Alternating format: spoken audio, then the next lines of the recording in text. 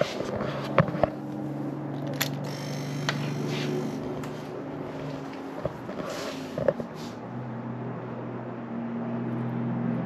dear.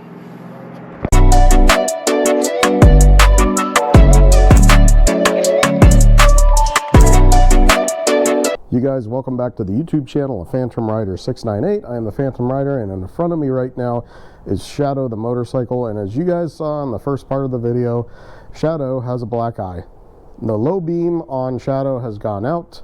The high beam still works, but I can't run around with the high beam on all the time. So today in this video, we're going to do some motorcycle maintenance, and we're going to change out that old bulb with a brand new Shadow Phantom headlight bulb. Now, these bulbs I got from O'Reilly's Auto Store. It's just a basic auto store. They're the Sylvania brand of headlight bulb. And if you're going to get the Sylvania brand of headlight bulb for your motorcycle for the 2015 Honda Shadow Phantom, you want to get the number series 9003. That's 9003. And that's the Sylvania brand of headlight bulb. So this is what we're going to replace Shadow's busted out bulb with, and we're going to get this light working again. All right, so here we are at the front of Shadow, and what we are looking at here is the headlight housing and the lens here, and the bulb is back behind the lens. And how are we going to get all this piece off of here? We're going to have to do a little bit of a removal of some parts here. Maybe a few bolts back here. The screws that we're going to be taking out here are located right there.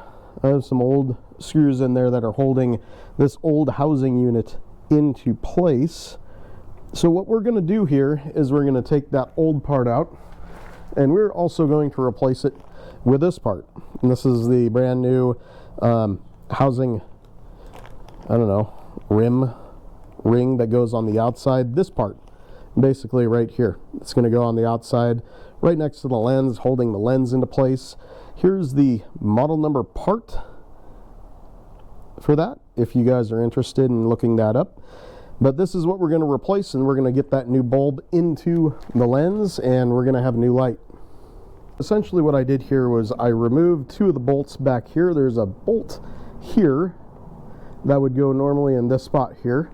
Same thing over here on this side. There's a bolt right about here which frees up this housing unit, and then also frees up this part here, which is what you're going to need when you are taking this piece off here. You want to be able to get to the two screws on each side of this housing unit in order to get to the bulb inside. So right now we took those two pieces off, and now we're going to go under here.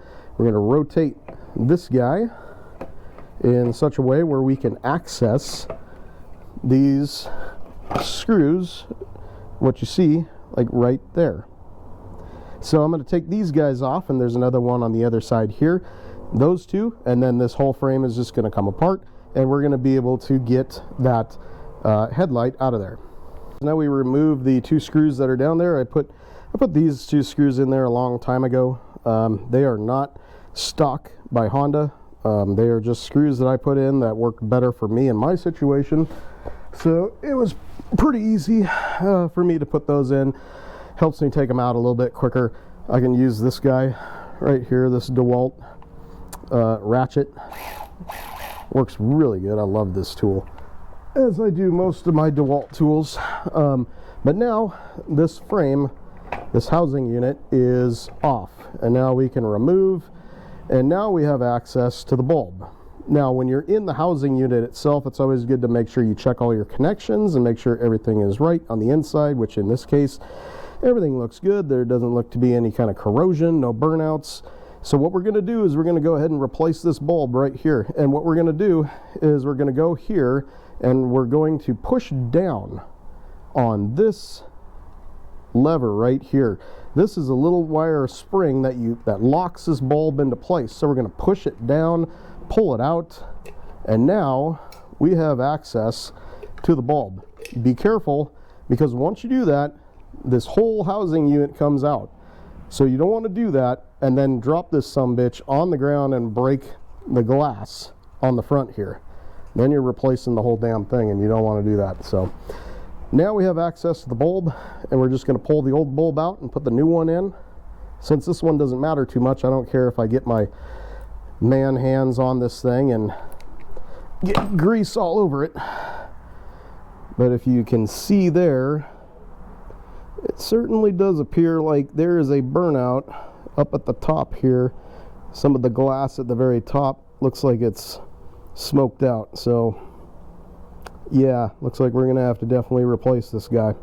Now we are going to, while we have this piece off, now we are going to go ahead and replace this frame with the brand new frame. And it's basically, we're going to take stuff out of this guy, take the guts out of this, put it into this frame. You have a brand new frame where we don't have to have some of these pieces. There's just some pieces right in these spots here that have just worn out over time. Happens, bike vibrates, parts fail, it is what it is. So we got a new piece right here. We're going to take the guts from here and put it into the new piece, and we're going to put the new piece back onto Shadow. Part 2 to this part. We have taken the guts out of the old frame, which is right here. As you guys can see, what happened was over time, these holes right here that basically hold the frame to the housing of the headlight on Shadow have just worn out. The threading has gone bad. It's time to get a new frame. So that's why we got the new frame. Just took the guts out.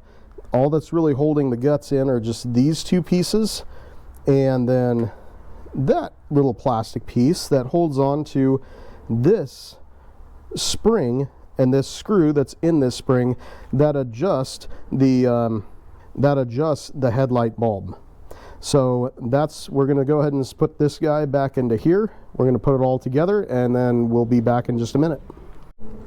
Okay, now we got the piece put back on. The frame is put back onto the guts of the housing unit, and these screws go in on this side here and this side here. Went in just fine. The only one that kind of gives you a problem is this screw right here that controls the level of the light that you see in the road.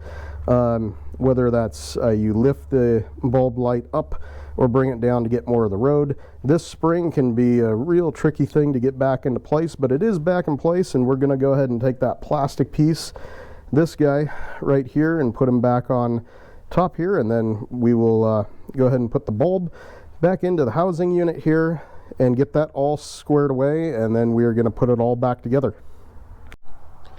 And just a word of warning to you guys, when you do have that new bulb put in place, you're going to want to turn the bike on and make sure the damn thing works. So like in this case, this guy does work. There's the low beam, high beam, low beam, high beam. You can see it's alternating back and forth. This bulb works, everything looks good. We're going to put it all back together, and now we got the motorcycle housing unit back on, the housing unit for the headlight. Pieces are all put back together. Screws are put in place down here. We're going to affix this guy back to this guy and turn it on and see how it looks. So everything is put back together. We got the screws put back in place here. The other screws, which is one's here and then one is right back in there, I have not screwed in. They would screw in right down underneath here. And the reason being I haven't put those back in yet is if you look here, you're going to see that these screws are these nuts are pretty well rounded. So I'm going to run to the hardware store tomorrow, and I'm going to get new nuts for those two screws. Other than that, we are good to go. The headlight is put back into place here. Let's go ahead and give this guy a start up. And voila, Shadow has a headlight again. High beam, low beam, high beam, low beam. So we're good. That's it. If you have any questions about the headlight change, shoot me comments in the comment section. I can certainly answer your questions for you. And what sizes, you're going to need a lot of like 10 millimeter wrenches, 12 millimeter wrenches. I believe I even used an 11 millimeter at one point.